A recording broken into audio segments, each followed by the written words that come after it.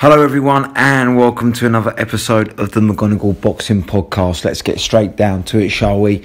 So it's post-fight, it's Cole Frampton, it's Jamel Herring, and it's a breakdown, isn't it? It's a big shock in a way. I didn't think Frampton would get stopped like he did. I didn't think Herring was a particularly huge puncher. I didn't think Frampton would be stunned and dazed like he was. But listen, congratulations first of all to Jamel Herring.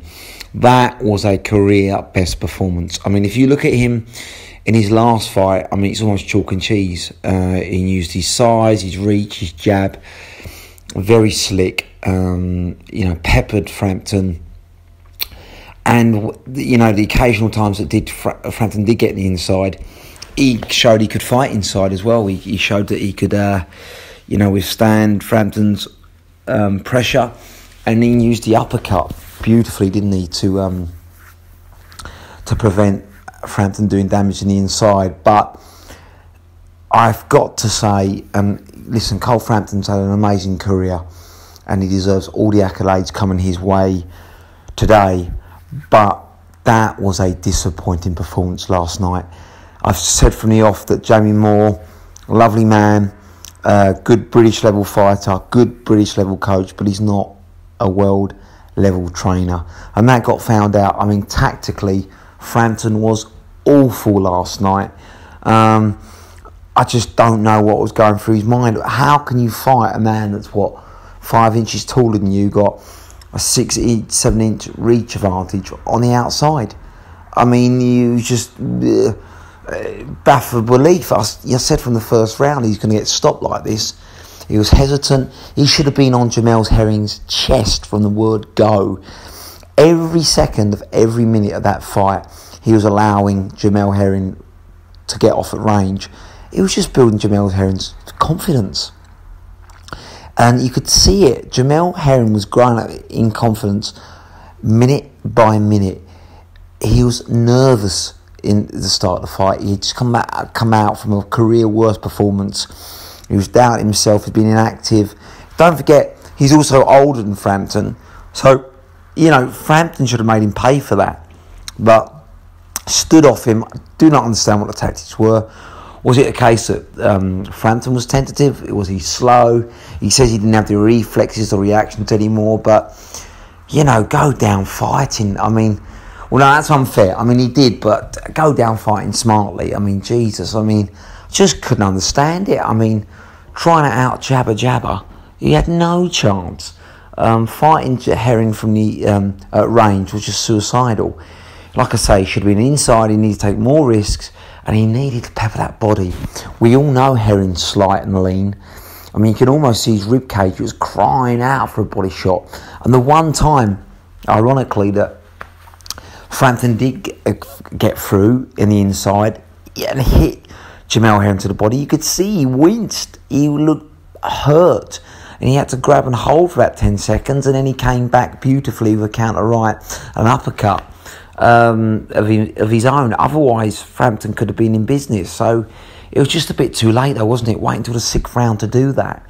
I just didn't understand Frampton or Moore's tactics, and the corner's got to take responsibility for that, because they come up with the tactics, the game plan, and it was a poor game plan, and it's just a disappointing end. But listen, as the knowledge Spencer Fearon said, Herring had clearly done his homework. He could see the uppercut was there to be hit from the smaller man whenever Frampton come in, and he executed it beautifully, didn't he? That was a beautiful uppercut, which was the final nail in the coffin.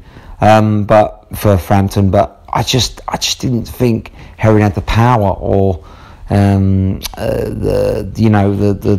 the skill to stop Frampton. Didn't see that coming at all. But I think it was a mixture of bad tactics, a clear decline on Frampton, and a career best performance from Herring. So credit, but he's not the best super featherweight in the world, Herring. I mean, if you fought Gervonta Davis, for instance, he'd get knocked out within 4 rounds.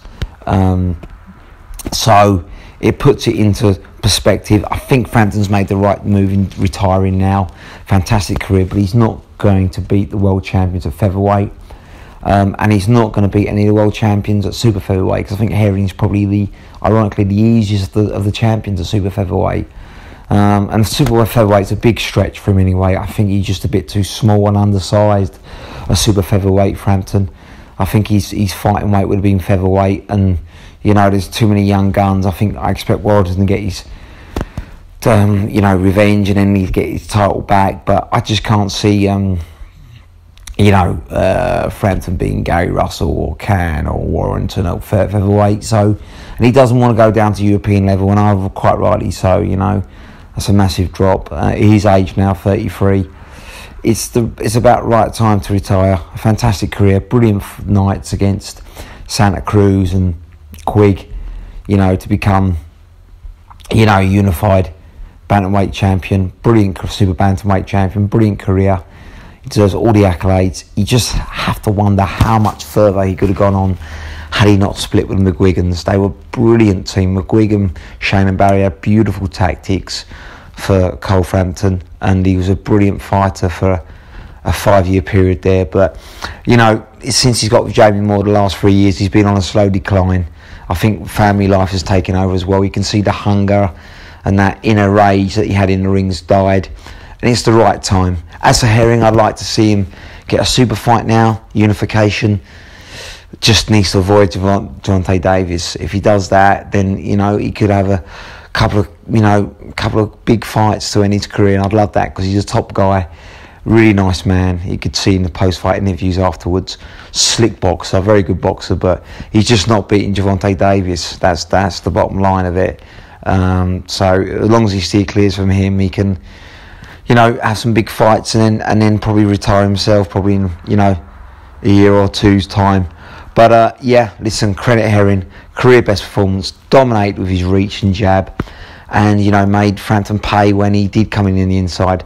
As for Frampton, didn't pressure Herring enough, didn't come in on the inside, didn't rough and tough him enough, and just let Herring box his fight. And once he did that, it was always downhill from there. A sad night, but a glorious career for Cole Frampton.